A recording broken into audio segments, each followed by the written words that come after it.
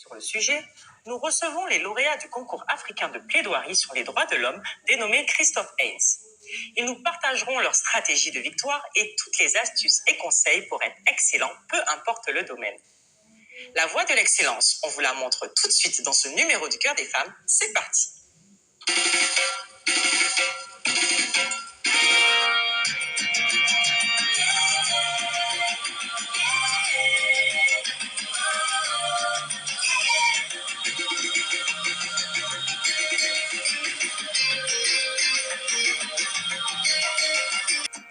Septembre, c'est le mois de l'excellence. Sur Canal+, nous en parlons avec les vainqueurs du concours africain de plaidoirie sur les droits de l'homme.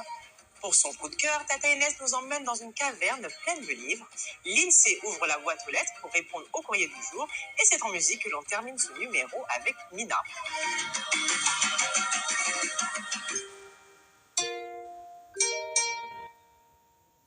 Tata Inès, on t'écoute. Bonjour messieurs. Aujourd'hui, les filles, on a égalité limite. Presque égalité. D'accord. Okay. Bonjour messieurs, bienvenue sur le Cœur des femmes. Installez-vous. Voilà. Super. Installez-vous confortablement. Bonjour messieurs, soyez les bienvenus sur notre plateau. Alors je vais faire les présentations et excusez-moi si j'éteins. Zié Franck Emmanuel, vous êtes juriste, consultant et coach en art oratoire à Oralium. C'est une école pour les orateurs, c'est bien ça? Exactement. Avec vous, Kofi Jean-Joël Eloge, étudiant en 3e année de droit privé. Effectivement. C'est ça. Et Wo Capeux, Jean Crast Armel, également étudiant, mais en 4e année de droit privé. C'est bien ça? Ok, alors messieurs, vous êtes les vainqueurs de la 31e édition du concours africain de plaidoirie sur les droits de l'homme, dénommé Christophe Haynes. C'est bien ça? Eh bien déjà, félicitations à vous. Hein. On va d'abord donner la parole à votre coach, monsieur Zié. Déjà, est-ce que vous pouvez nous parler de ce concours, en quoi il consiste? Bien, merci beaucoup pour l'invitation. Je voudrais déjà vous marquer toute ma reconnaissance et vous dire tout le plaisir que nous avons de nous trouver sur votre plateau. Mais déjà dans le discours, vous entendez parler. Ce n'est pas une simple formule que les orateurs ont l'habitude d'utiliser pour être agréables à leur auditoire. Wow. C'est un plaisir réel pour nous. Dans le concours africain de plaidoirie dénommé Christophe Haynes est une compétition africaine qui est organisée par le Center for Human Rights, qui est une ONG qui est située à l'université de Pretoria, en Afrique du Sud. Donc c'est un concours qui est organisé chaque année dans un pays africain différent et qui traite de certaines thématiques d'actualité en rapport avec les droits de l'homme. Et ce concours rassemble toutes les universités, toutes les facultés de droit d'Afrique, et donc, qui sont issues d'Afrique francophone, lusophone, arabophone et anglophone. Donc, il y a 4 prix en compétition. Ouais. Et à l'issue de cela, bien sûr, les prix sont décernés aux universités qui se distinguent. D'accord. Voilà. En tout cas, je comprends vraiment pourquoi vous avez gagné, parce que vraiment, on sent... Ah oui, là, vraiment, on aime l'éloquence. Alors, vous avez dit qu'il y avait 4 prix à remporter lors de ce concours. Vous les avez eu tous les 4. Combien les 4 prix, vous avez gagné? Nous avons remporté 2. C'est quoi les différents prix? Il y a le prix de l'équipe vainqueur. D'accord. Il y a le prix de la meilleure équipe francophone, le prix du meilleur mémoire et le prix du meilleur plaideur. Nous avons remporté le prix de la meilleure équipe francophone et le prix de l'équipe championne d'Afrique. Wow, bravo. Félicitations. Dans les 2 autres prix, nous avons été 2e. Donc, 2e meilleur mémoire et 2e meilleur plaideur. Bravo, c'est vraiment top. Et 2e meilleur plaideur. Bravo, c'est vraiment top ça.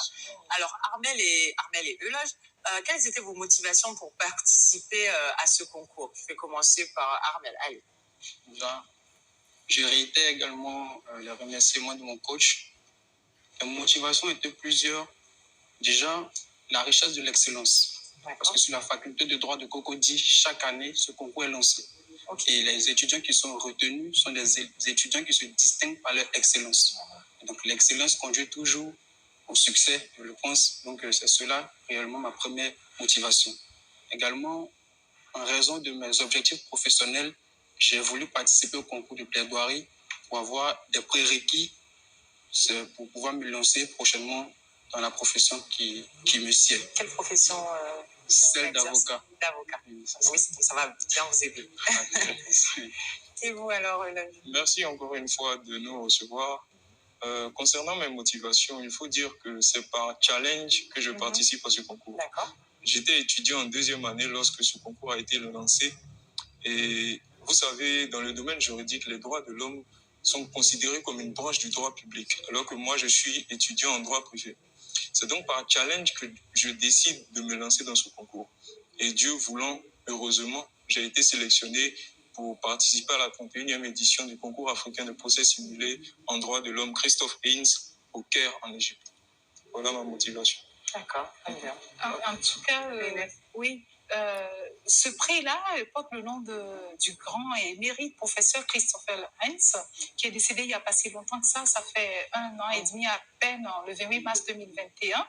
Et donc, moi, je voudrais déjà savoir quels sont vos critères, d'accord, pour sélectionner les participants à ce concours. Monsieur Zier. Bien. Il y a des critères qui sont énoncés par les organisateurs du concours. Pour participer au concours, il faut être étudiant en droit. Forcément. Forcément étudiant en droit. Et être inscrit en première année ou en licence. C'est-à-dire première année, 2e année, 3e année. D'accord. Et donc, lorsque le concours est lancé au niveau des organisateurs, nous lançons une présélection au niveau de l'université Félix Houphouët-Boigny. Et tous les étudiants désireux de prendre part à la compétition s'inscrivent. Et donc, dès leur inscription, nous procédons à des formations. Des formations en prise de parole en public, des formations en droit international public, des formations en droit de l'homme. Et à l'issue de ces formations, il y a un cas pratique, un cas hypothétique qui retrace certaines violations des droits de l'homme que nous mettons à leur disposition. Il leur appartient maintenant de faire montre de toute leur connaissance et éloquence afin de pouvoir emporter notre conviction. Et ce sont ceux qui arrivent à nous retenir suffisamment et qui sont retenus. Et cette année, ça a été les 2 que voici. Est-ce que vous avez eu des participations féminines? Parce que je vois 2 jeunes garçons et moi, je me demande... Oui, on parle de droits de l'homme, donc forcément, il y a la promotion de la femme qui se fait. Et il y a eu plusieurs femmes qui ont pris part aux présélections. En demi-finale, il y avait 5 femmes et 5 hommes. Okay. Malheureusement, les hommes ont été... un peu plus fort sur le... Exactement. D'accord. Vous n'avez pas fait de discrimination positive à l'égard des femmes. Bon, en fait, j'aime pas trop ça, mais bon. Parfois, un petit coup de... Oui, pourquoi pas. Parfois, ça peut être bien de penser au genre, parce que sur le continent, aujourd'hui, on a besoin des femmes porte-parole, des femmes, même dans le milieu juridique. Et je sais qu'il y a de très grandes avocates brillantes sur le continent. Oui, les droits de l'homme prônent l'égalité des chances. Et donc, nous mettons tous les étudiants, femmes comme hommes, au même niveau. Et nous avons un héritage à préserver. D'accord. Nous avons remporté successivement ce concours. Et lorsque nous y allions, c'est de maintenir notre prix, de remporter afin de toujours revenir en vainqueur. Okay. Les filles, prenez votre revanche l'année prochaine. Comment vous formez vos équipes? C'est vous qui décidez des étudiants pour partir avec vous? Ou alors, parce que vous êtes coach, vous avez été coach de ces 2 jeunes hommes, et vous partez avec combien de personnes? Déjà, l'équipe d'encadrement est constituée des anciens participants. D'accord. Et donc, lorsque la présélection se fait, c'est à l'unanimité de l'ensemble des encadreurs que nous choisissons les 2 candidats qui doivent partir. Voilà donc comment ça se passe. D'accord. Et donc, quelles sont les différentes étapes du concours, Christophe Heinz? Le concours se fait en 2 phases. Il y a une phase écrite, vu qu'il faut rédiger des mémoires. Il y a un cas pratique qui est mis à la disposition de toutes les équipes. Le même cas pour traduire en plusieurs langues. Et donc, on doit soumettre les mémoires écrites à partir d'une certaine période. D'accord. Et lorsque les mémoires sont soumises, il y a maintenant une date d'exposé oral qui est prévue. Et là, on effectue le déplacement dans le pays d'accueil. Et là, les candidats sont appelés à prendre part des présélections, donc à se distinguer au niveau des langues. Il y a 4 langues en compétition. Et chaque langue s'affronte. Les équipes qui parlent la même langue s'affrontent entre elles. Donc les francophones d'un côté, les lusophones, les anglophones, les arabophones. Et à l'issue des tours préliminaires, les meilleures équipes de chaque langue sont hissées, s'élèvent en finale. Et il y a un mixage qui est fait. Donc l'équipe francophone peut être mise avec l'équipe lusophone ou anglophone, arabophone, ainsi de suite. Et là, ils doivent faire preuve d'ingéniosité, de certaine perspicacité, voire produire un travail commun qu'ils vont présenter devant le jury de la finale. Alors, j'imagine qu'il y a une thématique qui est choisie chaque année. Donc, pour cette année, quelle a été cette thématique? On va laisser les jeunes répondre. Oui, Armel, quel a été le thème? Cette année, le cas hypothétique portait déjà sur les droits de l'homme, sur la traite des personnes la traite des enfants en particulier. D'accord. Également, le cas hypothétique portait sur l'influence des réseaux sociaux, donc Facebook, la société méta en général, sur les droits de l'homme. D'accord. Voilà. Puis également, le cas portait sur la protection des peuples indigènes, les peuples autochtones dans leur région où ils se trouvent. Et combien dure en fait une plaidoirie? Ça Le temps, vous êtes limité? On vous donne combien un de timing? temps? Effectivement, pour ce concours, on est limité. Chaque plaideur dispose de 15 minutes pour faire valoir ses arguments, ce qui fait 30 minutes par équipe. 30 minutes par 30 équipe. minutes par équipe. Parce que dans ce concours, nous constituons un collège d'avocats qui doit défendre soit les demandeurs, soit les défendeurs. Donc, 30 C'est un peu minutes. des jeux de rôle. C'est ça. Ok. C'est ça la particularité du concours. D'accord. Et de qui est composé le jury qui vous évalue? Alors, pour les tours préliminaires, le jury qui nous évaluait au Caire était constitué d'avocats. Cependant, à la finale, le jury était beaucoup plus varié. Il y avait M. Blaise Chikaya, qui est l'actuel vice-président de la Cour africaine des droits de l'homme et des peuples. Il y avait Mme Maya Salif Adel, l'actuelle vice-présidente de la Commission africaine des droits de l'homme et des peuples.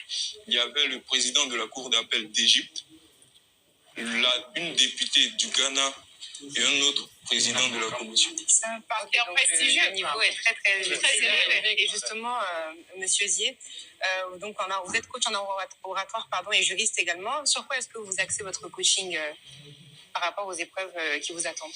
Et la formation se fait dans la forme comme dans le fond. D'abord, c'est un concours d'art oratoire, mais c'est un concours de droit. Donc, il faut former des orateurs dans les techniques d'argumentation, les techniques de prise de parole en public. Et après avoir fait, avoir inculqué ce qu'ils doivent savoir, on procède maintenant aux formations en droit. Parce que ce sont des questions sensibles, importantes, juridiques bien sûr, qu'il faut développer devant les experts dans le domaine. Et donc, les ouvrages dont on se sert sont rédigés par des personnes qui vont siéger dans le jury. Donc, ça demande beaucoup de choses, beaucoup de travail. Il faut être bien outillé, quoi, en réalité. Et le fait d'y avoir déjà participé, est-ce que ça simplifie votre coaching? Oui, parce que je pense que en toute chose, c'est de l'expérience qui l'emporte. Donc, pour avoir été ancien participant du concours en 2018 au Ghana, j'ai pu donc percevoir toutes les subtilités. Et étant donné que je ne suis pas seul, je suis avec l'ensemble des anciens participants. Cela nous aide à faciliter la formation pour les jeunes. Et Armel et Ologe, comment se passaient vos séances de travail? Pardon. Elles étaient très intenses. Le concours se veut très prestigieux. Donc, il a fallu mettre de notre côté tous les éléments susceptibles de nous emmener à la victoire. Les temps de travaux étaient beaucoup longs. Moi, je suis étudiant, j'ai donc dû sécher des cours pour travailler. J'ai donc dû alterner beaucoup de sacrifices surtout. On a passé des nuits blanches à l'université. Il y a eu beaucoup de choses. J'ai aussi perdu beaucoup de poids. Ça ne se voit pas, mais très. C'est clair. Comment on se prépare, alors en équipe, mais aussi individuellement? C'était quoi un peu vos techniques de préparation? Comme l'a dit, le travail était vraiment ardu. Chacun de son côté essayait d'apporter quelque chose à l'équipe. D'accord. Voilà. Donc, on faisait des travaux individuels. Oui. Et lorsqu'on se croisait, et avec mon binôme et avec le coach, on proposait ce qu'on avait trouvé dans nos différentes recherches. Et en fonction de cela, on construisait nos plaidoiries, notre mémoire, pour le bien-être de toute l'équipe. Est-ce que vous utilisez la technique du miroir, par exemple, à la maison, parler seul, un peu comme on le fait dans les écoles de journalisme? Sous la douche, dans le véhicule. Oui, devant la glace. Exactement, devant le miroir. On simule des séances de plaidoirie. On se met dans l'ambiance de la compétition et ça nous a beaucoup servi, oui. D'accord. Je voulais savoir si vous étiez bilingue puisque vous étiez passé par le Ghana. Oui, plus ou moins. Vous pouvez faire une plaidoirie en anglais. je vous titille, justement. C'est ma nature et même quand je la chasse, elle revient malgré moi. Oui, il n'y a pas de problème. Si le temps de préparation est conséquent, on peut quand même faire 5 minutes de préparation. D'accord, bravo. Et j'imagine qu'il faut, est-ce que il faut un peu déstresser dans ces périodes-là? Est-ce que vous faisiez du sport à côté? Est-ce que vous avez une alimentation particulière? Est-ce qu'il faut dormir, j'imagine, un peu quand même? On aurait bien voulu dormir, oui. Mais non. Avec le nuit blanche. Combien de temps de préparation en tout? Depuis la présélection au niveau de l'université, 3 mois. 3 mois. Mais ces 3 mois, figurez-vous que sont insuffisants. Ah oui. Vu le prestige de la compétition et les étudiants que nous avions affrontés, ces 3 mois étaient insuffisants. Donc, il fallait faire la pression sur nous-mêmes, produire un travail conséquent pour pouvoir réussir ce que nous avons réussi. Les nuits blanches, en fait. Oui. Alors vous, mesdames, on parle d'excellence. Comment, comment vous vous préparez, par exemple, à quelque chose de... Enfin, je sais pas si vous avez des concours. Final que sur un plateau télé. Soyez sincères, hein, on ne va pas vous mordre à cause de ça, parce que même les plus grands présentateurs ont toujours le trac. Donc, voilà. Absolument, absolument. On a eu le trac. Personnellement, j'ai eu le trac, étant donné que c'est ma première mission. Première télé, ma bravo. première télé, donc j'ai eu le trac. Oui, mais je pense que j'ai réussi à surmonter ce trac-là. Ah oui, oui, ça ne se sent pas. Alors, comme lui, c'est aussi ma première émission. J'ai aussi eu du stress, mais un auteur a dit que le courage, ce n'est pas l'absence de peur, c'est de pouvoir contrôler cette peur. C'est ce qu'on a pu apprendre à ce concours et donc, jusqu'à présent, je contrôle. Bravo, bravo. Ah, bien répondu. Papa Inès, maintenant, Daisy peut-elle répondre à la question? Je peux reprendre les rênes. Vas-y, Daisy. Moi, c'est dans la répétition. Les perfectionnistes ne vont jamais atteindre ce point de satisfaction parce que justement, Quand je parle de satisfaction, oui, c'est satisfaction qui fait une certaine unanimité. Mais ils ne vont jamais être... Si tu es Je perfectionniste... prends le domaine sportif. Si, par exemple, pour faire le saut en longueur ou encore les lances javelot, quand on voit les champions qui sont excellents, mais ça saute aux yeux qui sont excellents. Quand vous voyez un musicien, un grand pianiste, c'est le talent qu'on travaille qui montre qu'on a atteint un point d'excellence. C'est ce que je veux dire. Je ne sais pas si tu te retrouves dans ce que je dis, Lamette. Oui, t'inquiète. Parce que tu la regardes un peu bizarrement. Non, c'est pas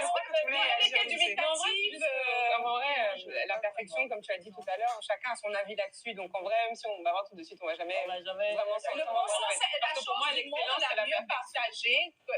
Donc, il y a forcément, quand je dis le bon sens, c'est la chose du monde la mieux partagée, il y a forcément un point quelque part qui fait qu'on reconnaît on reconnaît la valorisation du travail de quelqu'un. Et c'est ça qui amène à l'excellence. Non, mais la valorisation extérieure n'est pas forcément celle que la personne va reconnaître. Je veux dire, toi, personnellement, si tu n'es pas satisfait de ton travail et que les autres disent que c'est bien, tu vas jamais être satisfait de ce que tu fais parce que tu es perfectionniste. Mais on te décerne quand même une note d'excellence. Et ne me dis pas que eux, avec leur plaidoirie, ils sont satisfaits déjà de ce qu'ils ont fait, mais pourtant, ils ont eu un prix, ils ont eu un décernement. Ça ne fait que les amener à aller encore à une quête.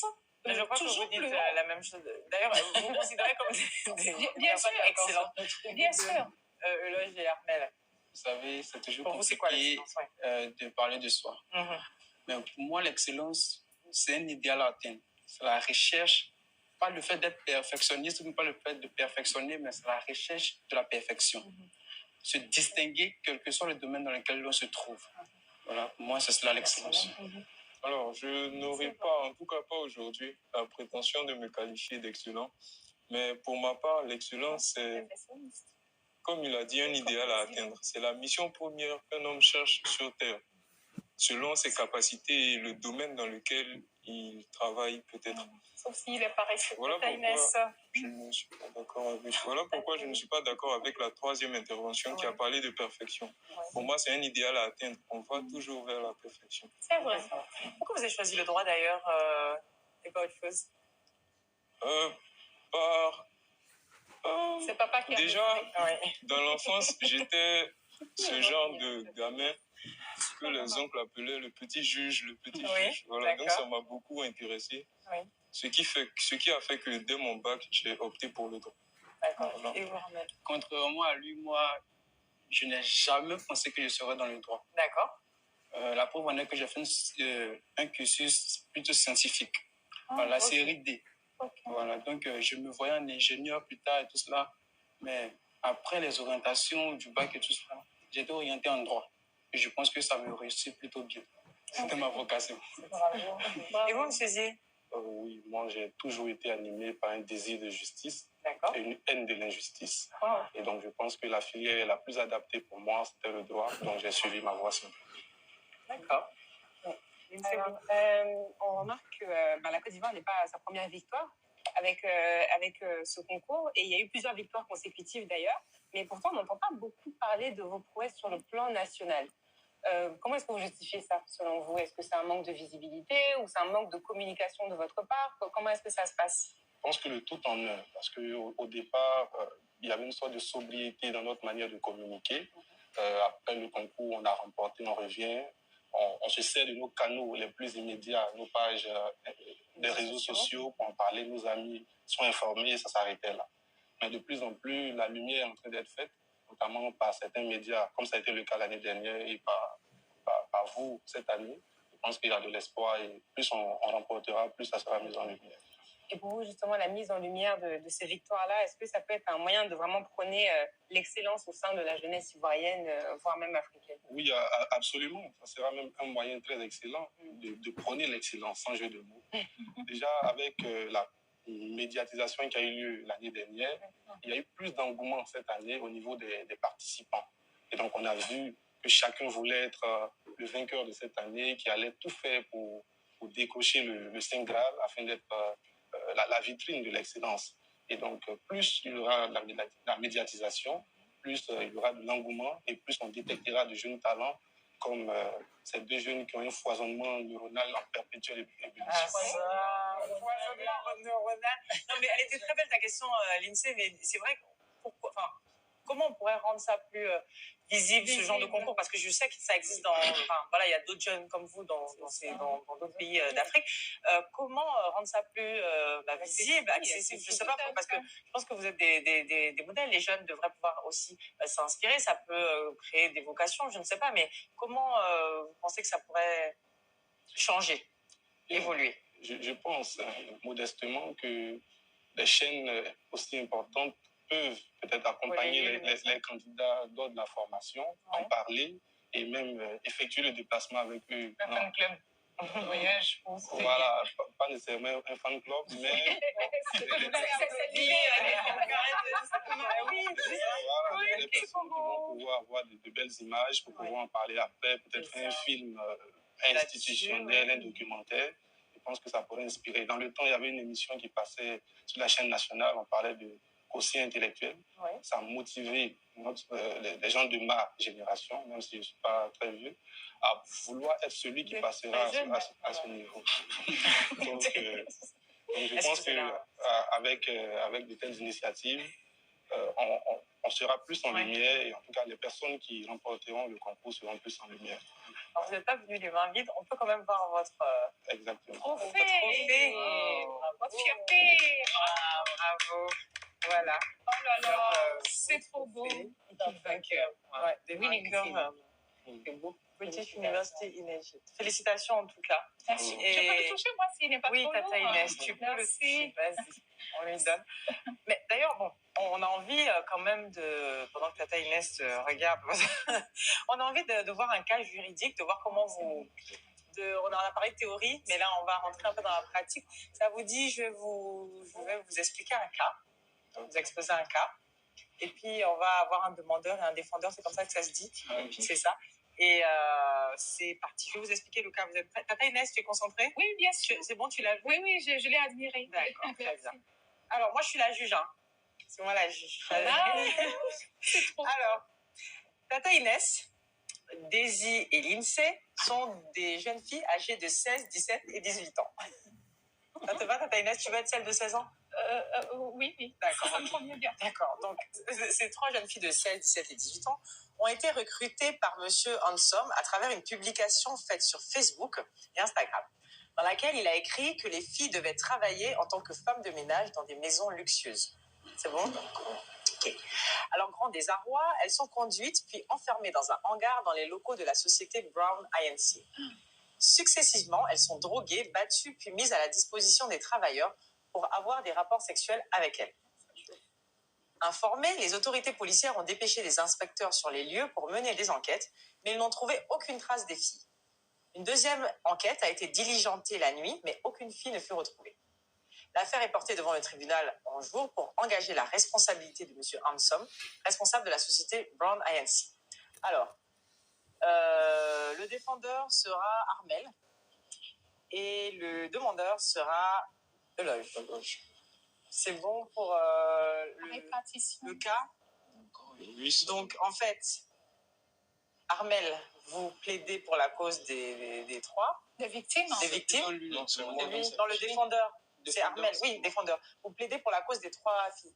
Non, Non, c'est le contraire. Ça, je dis. Le défendeur, il vous défend. Les filles. Le défendeur défend celui qui est accusé. Vous voyez vos trucs là. Donc, il défend monsieur Non, mais c'est comme ça en droit. Ok, donc le défendeur défend monsieur Armel. Monsieur Hansom. Et Eloge, vous serez celui qui va plaider la cause, le demandeur. C'est ça? Défendeur et demandeur. C'est bon? Tout le monde là? Ok? Bon, je ne sais pas comment on fait la juge, mais tac, c'est parti. Si vous préférez que je reste assis. Oui, j'allais demander. Comme vous voulez. Ils peuvent être debout, ça serait bien. Alors, c'est 2 minutes, top chrono. Vous avez le chrono, hein? 2 minutes par Reste personne. assis. Okay. Vous pouvez vous lever aussi si vous voulez. Hein, Vous allez rester assis de la première assis. Ok. Donc, on reste assis. 2 minutes, top chrono. C'est parti. Madame la Présidente, Mesdames et Messieurs, les membres de ce tribunal, c'est un immense honneur de prendre la parole devant vous au nom des filles Inès, Daisy et Lindsay, que nous remercions pour la confiance dans la présente affaire. Mais avant, abattez vos croyances, celles que l'amour et le bien finalement triompheront toujours. Sortez-les de votre esprit. Soyez vierges de conviction que l'homme est intrinsèquement bon et défaites-vous de tout parti pris, puis assistez lentement au crime des crimes. Car il s'agira pour nous d'exposer à l'intelligence de votre auguste cour les ignobles violations desquelles M. Hansom, responsable et manager de la société Brown Inc., s'est érigé en maître suprême. Honorable juge, c'est soucieux des droits reconnus à sa population que l'État de Côte d'Ivoire a ratifié la Charte africaine des droits de l'homme et des peuples, laquelle charte, en son article 5, interdit la traite des personnes, a fortiori la traite des enfants. Par ailleurs, l'État de Côte d'Ivoire s'est doté d'un code pénal qui, en son article 404, incrimine le viol commis sur mineurs. C'est donc sans anicroche que la Cour africaine des droits de l'homme et des peuples, dans sa décision Rachidi contre Tanzanie, a réaffirmé le principe selon lequel la traite des personnes constitue un mal qui doit être banni de toute société. Or, le calvaire de ces filles commence lorsqu'elles sont enfermées dans un hangar, violées à outrance par M. Hansom et la multitude de travailleurs de la société dont il a la direction. Désabusées, indignées, détruites dans leur être intérieur, elles ne sont plus que l'ombre d'elles-mêmes. Qu'il plaise donc à votre auguste tribunal de reconnaître dans ces ignominies vécues par ces filles l'effectivité du viol, l'évidence de la traite des personnes et de condamner M. Hansom et la société Brown Inc. aux peines légalement prévues à cet effet. Car comme d'aucuns l'a dit, il faut que la conscience revienne à la conscience afin que la justice revienne à la justice. Nous avons plaidé.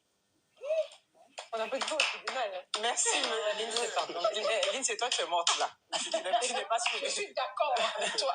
Merci, maître Eloge. Nous allons à présent écouter maître le coach. C'est parti, top chrono. Madame la Présidente, honorable juge de ce tribunal, veuillez recevoir notre distinguée salutation. La parole a souvent cette capacité fascinante à accabler, cette réalité déconcertante à accuser. Et quand elle est maniée avec dextérité, même la plus inoffensive des brebis peut paraître le plus dangereux des léviathans. Ne vous laissez donc pas emporter par les démonstrations fallacieuses de notre confrère de la partie adverse, car là où la réalité des faits est occultée, seule la vérité de votre justice peut la libérer. Car oui, dans cette affaire, la réalité des faits est établie et ne pas la reconnaître serait dénier toute évidence. En effet, en vertu du principe de la présomption d'innocence consacré par l'article 2 du Code de procédure pénale de la Côte d'Ivoire, une personne ne peut être condamnée que si les faits qui lui sont reprochés sont établis. C'est d'ailleurs ce que la Cour africaine des droits de l'homme et des peuples a pris le soin de toujours protéger en affirmant dans l'affaire William contre la Tanzanie qu'une personne ne peut être accusée et arrêtée que si les faits qui lui sont reprochés sont prouvés.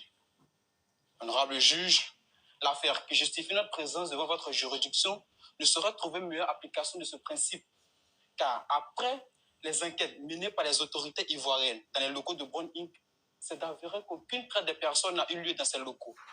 Nous savons donc par quelle alchimie l'avocat de la partie adverse voudrait faire attribuer, honorable juge, à notre client les faits qui lui sont reprochés. Ainsi donc, honorable juge, nous vous disons de déclarer M. Hansom non coupable de cette affaire. Car là où la justice doit revenir à la justice, on ne doit pas occulter que la justice n'est que l'émanation de la vérité. rendez donc justice en vous appuyant sur la vérité. Nous avons plaidé.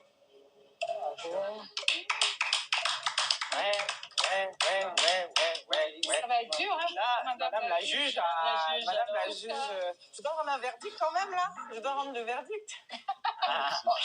Non, mais c'était très bien. C'est vraiment, vous êtes très éloquent. En tout cas, on a été emportés, on était à fond là dans les plaidoyers. Je pensais que j'étais vraiment une juge. Quoi. En tout cas, oui, merci beaucoup, messieurs. On en a appris vraiment beaucoup et vraiment encore félicitations pour votre parcours. On vous souhaite bonne chance pour la suite dans vos études et tout, et vos futurs métiers d'avocat. Je pense que vous voulez être avocat, c'est bien ça pour, avocat, c'est ça qu'elle disait, avocat. Donc on vous souhaite beaucoup de chance et de bonheur pour la suite. Merci coach de les avoir formés. Et puis on vous souhaite encore plein d'autres victoires pour la suite. Et puis voilà, si vous souhaitez réagir à notre discussion du jour, n'hésitez pas à nous écrire sur nos réseaux sociaux, Facebook et Instagram du Cœur des Femmes. Nous passons à présent à notre courrier du cœur.